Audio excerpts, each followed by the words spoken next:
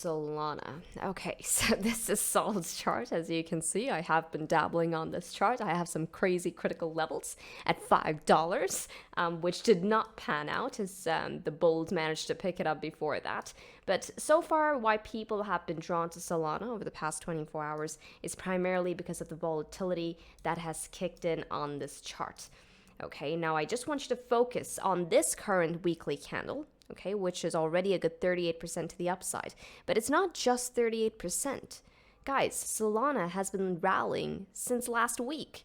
It's this candle, which is, yes, 38%, and the wick of the previous candle. So in total, Solana over the past 1 week has done a good 78% to the upside.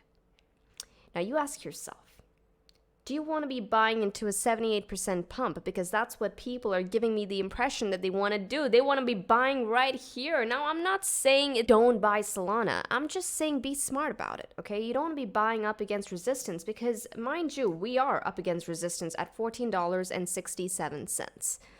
Okay, so we're very, very close to resistance right there.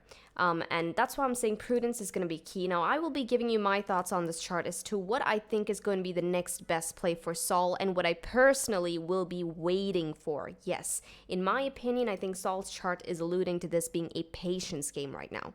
Okay, patience and prudence. I am not looking to FOMO into a long position right here. Eventually, if I get the right bid, I will get a Solana position, but not here. Okay, so now before we jump into this analysis, let's get on over to the Mango dashboard to see if the dashboard caught anything that maybe we did not. So you can see here SOL USDT, as far as volume is concerned, it's up there with Bitcoin and Ethereum. So the volume has pushed it to rank 3. Okay, we did get a bullish long signal on the 4-hour time frame. If you actually managed to catch the signal on SOL, which came in 4 days ago, you're already up on your trade by a good 40%. Okay, nice. However, volatility flashing 100. Now, what is that really telling us? Guys, volatility on the dashboard goes from a spectrum of 0 to 100, where 100 is like super, super duper high volatility. And usually when you see that, we can then anticipate the next sort of pullback to the downside, something that will cool off the volatility on the prevailing trend. Okay, so usually when I see vol at 100, I'm looking for the next pullback. Okay, I'm looking for a move against that prevailing trend. Okay, something that will get me a better bid. Now, the 4 hours telling us that we can expect a pullback soon. How about the 12-hour time frame? What is the 12-hour telling us? SOL USDT, once again, top 5. We got a long trend signal, so a bullish long trend signal 1.3 days ago. And if you caught a trade based on this, you're up by a good 23% on that trade. I'm going to go ahead and put an alert on this. Okay, now as far as the daily time frame is concerned, okay, daily is still neutral, so that 12-hour and 4-hour trend has not yet cascaded onto the daily time frame, and that makes a lot of sense, right? Because this was a rather volatile move for Solana. So if I take you guys on over to the weekly time frame, and here it is. So this has not really established any proper trend on your higher time frames, right? We still want to see like an ebb and flow in price action, something like this, for it to really establish a trend. Now, as far as Solana's play is concerned, I personally would not be buying against resistance. From where price is at right now to overhead resistance, allow me to just mark that out. From price at right now to overhead resistance, which comes in at 1467, that's a good 6.6% to the upside. Sure, you can try that trade, but please note that you'll be buying in the middle of the freaking range, okay?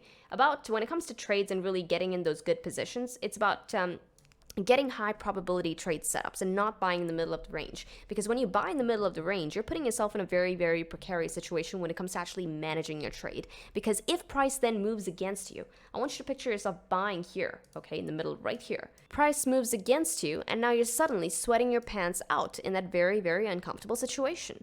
Right now, you're suddenly chart staring, and then you start making decisions of a trade that you took primarily on, say, the daily time frame. You start making decisions on that trade on the 1-minute time frame, right? And that's just not a fun place to be in, guys, all right? You do not want to be doing that. So that's why I say get high probability trades on good critical levels. Alrighty, so now as far as Solana's next good trade level is concerned, I'm seeing 2 here.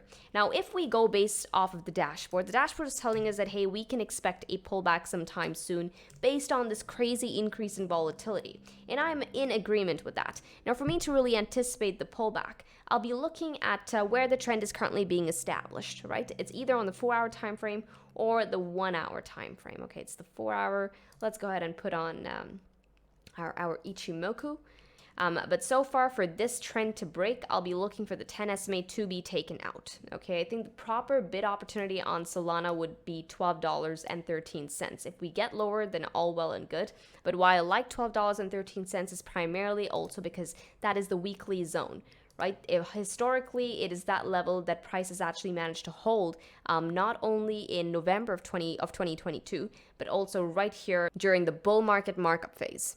Okay, so it's got some historic significance as well. $12.13, in my opinion, is going to be the better bid opportunity to be had. Okay, and yes, patience is going to be key, because what is the move that we're looking for to the downside?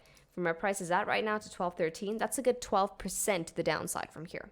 Right? And I think that is highly plausible considering even just this Ichimoku setup on the 1-hour time frame. If we actually start breaking even say the 21 EMA and the Tenkin, now suddenly we have a good C-span trade on our hands, right? From the Tenkin all the way down to the Kijun. That's going to be a very nice swift trade to the downside. Okay, breaking the 10 SMA could be your first glimpse into growing technical weakness on this chart, where we get an M-like formation. Okay, and then a breakdown if we break $13.35. So this would be one angle on catching a trade on a critical level at $12.13. The other potential trade setup would be, okay, if price is showing strength, all right, and we're up against resistance, you wait for price to take out resistance. Now, I want to drive in the point as to how critical a level $14.67 is, essentially that region of resistance that we are currently up against. Okay, $14.67, this is it right here on the weekly time frame. How about the 4-day time frame? What's it like? Is it being respected on the 4-day time frame as resistance as well? And yes, it is. Okay, this is it right here. How about the 3-day time frame? 3-day as well. Let me just fix my scale. 3-day as well. Resistance on the 3-day. How about the 2-day? Is a resistance here too? And yes, $14.67 resistance on the 2-day. How about the daily? Same thing on the daily. My goodness, how about the 12-hour? Oh my lord, 12-hour as well. Okay, so this is very, very important resistance. Do not buy up against this. Don't be ridiculous. What you can wait for instead is wait for price to take out 1467, and then you can then manage your trade off of that level. Okay, the time frame will be up to you, but when I see volatility pick up this much, I tend to reduce my position size. So just a quick heads up on that. Now, between a potential trade 1 where I'm buying at $12.13 and a potential trade 2 where I'm buying the breakout, of course, I would rather trade 1 at all times. Okay, it's just way easier to manage your trade on the pullback. Okay, because if price breaks $12.13, there's a good chance I might actually get a retest of $12.13, and I either get to exit at a minimal loss, break even, or hell, if I do well, if I execute well, I could even end up in a slight profit. Alrighty, but these are the levels that I will be looking for. These are the 2 potential trade setups that I personally will be waiting on. Alrighty, don't jump the gun on this. We're currently still up against resistance. I know this is inducing a lot of FOMO, and those of you actually dropped your bags post the FTX debacle, but I'm going to ask you guys to keep your emotions at bay. Do not let your emotions guide your trade execution or your trade planning, because then that's going to put you in a very, very sticky spot. So if you think that your FOMO is taking over, take a step back, check yourself, go for a walk, and only then come back into the charts. Alrighty, now I hope you guys liked this update. If you did, smash that like button, and I will see you in the next update. With this, trade safely, guys. Trade stress-free. Trade the mango way. Trade the easy way. Ciao.